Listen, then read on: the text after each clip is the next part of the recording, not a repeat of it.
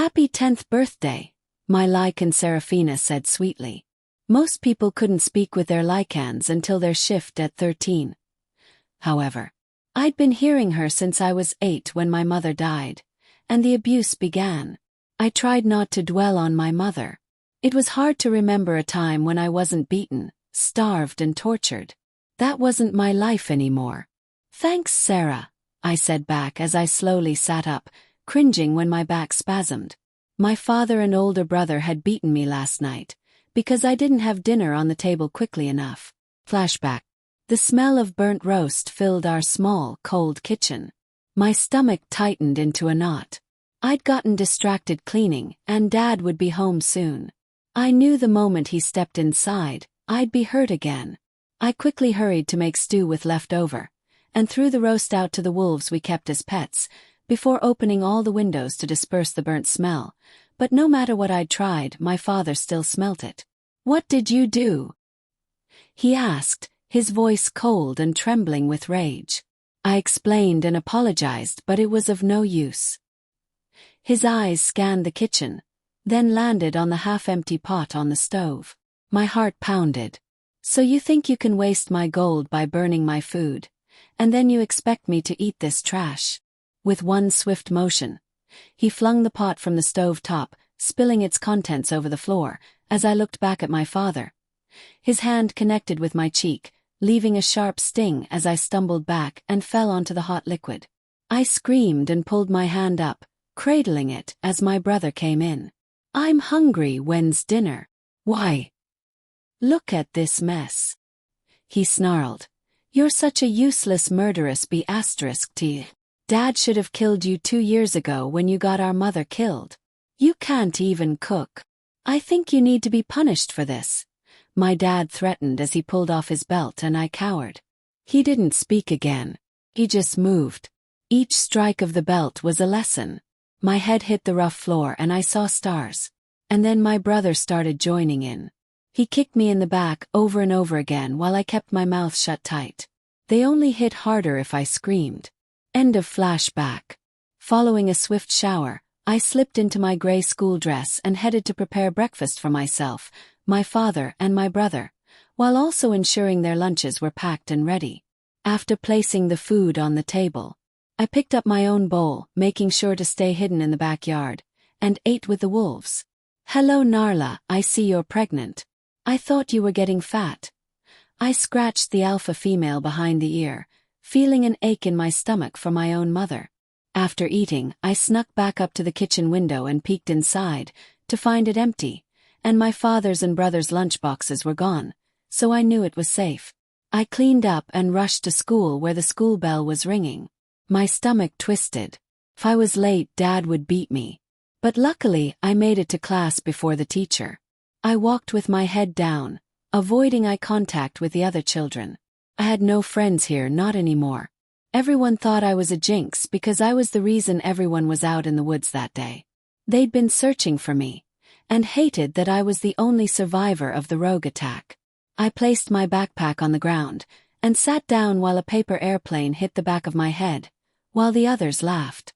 I ignored them. I was used to this treatment, and gripped my dress.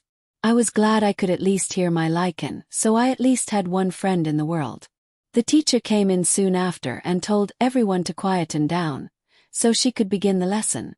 After class, I waited patiently for everyone else to leave first, before packing up and going to the bathroom before my next class, but I froze when I found 3 older girls there.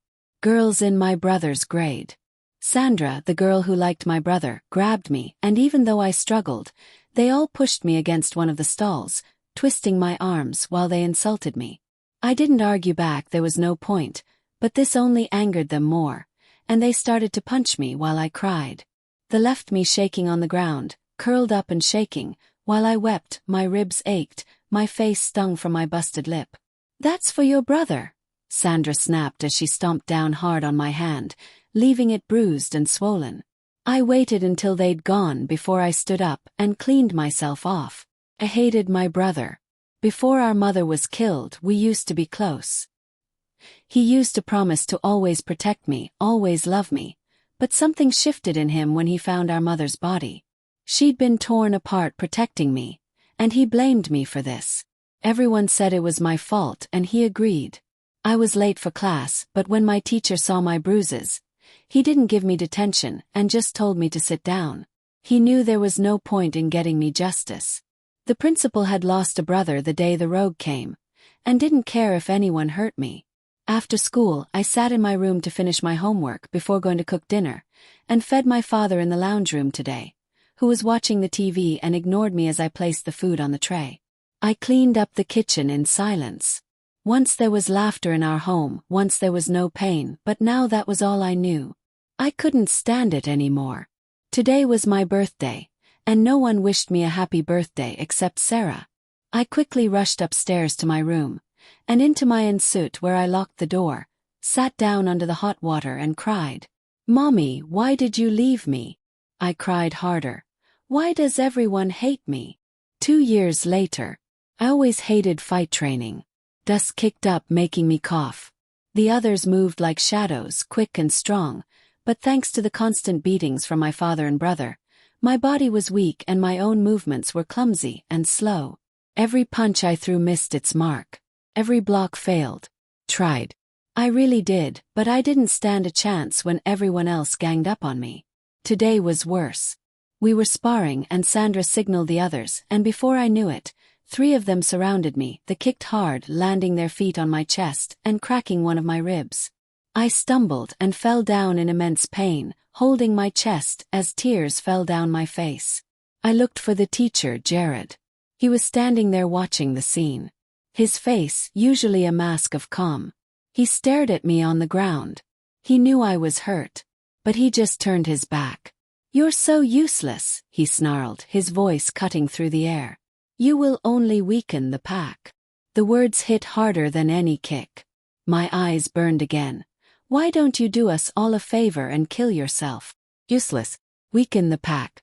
The words echoed in my mind. I got up slowly, every muscle screaming. I didn't say a word. I just walked away from the training yard. I didn't bother going to the hospital, no one would help me. The sun was setting by the time I'd arrived home, painting the sky in beautiful blues and greens, but I saw only gray. My heart felt hollow. Where would I even go if I ran? 1 year later. My shift began at midnight on my 13th birthday, and I woke up from where I was sleeping by the dying fire. Usually, the children would be taken out in a group, and we'd shift together, but I didn't even ask to go with them and instead just went to camp alone. A warmth spread through my bones. Felt like fire burning me from the inside out. My muscles tightened and tore, pulling me inward while I screamed. A sharp ache shot through my limbs.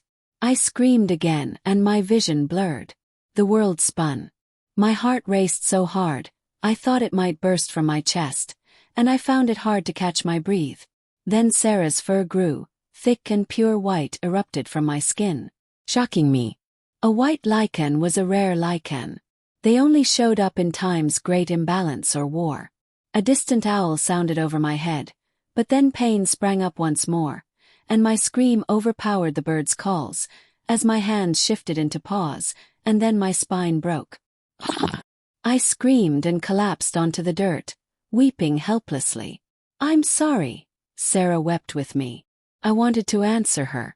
I wanted to comfort her, but I could only focus on the pain, the unimaginable searing pain.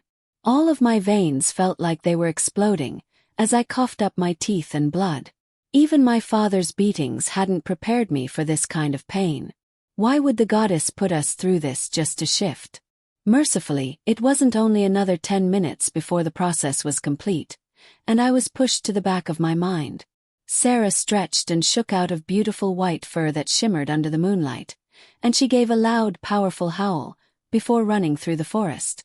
The freedom and speed felt amazing. Sarah was faster, even faster than the king, and I loved the feeling of the wind over our fur. We ran for hours. I didn't want to return. Sarah didn't want to return, but where could we go? Every pack would be the same. Everyone would hurt us, and besides, this was the royal pack. It was the only location they kept records of the white Lycan'S, and we wanted information, though how the goddess thought we were strong enough to help the world was a mystery to me. Cruel joke, perhaps.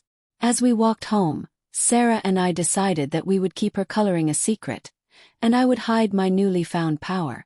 I would not let those bastards use us.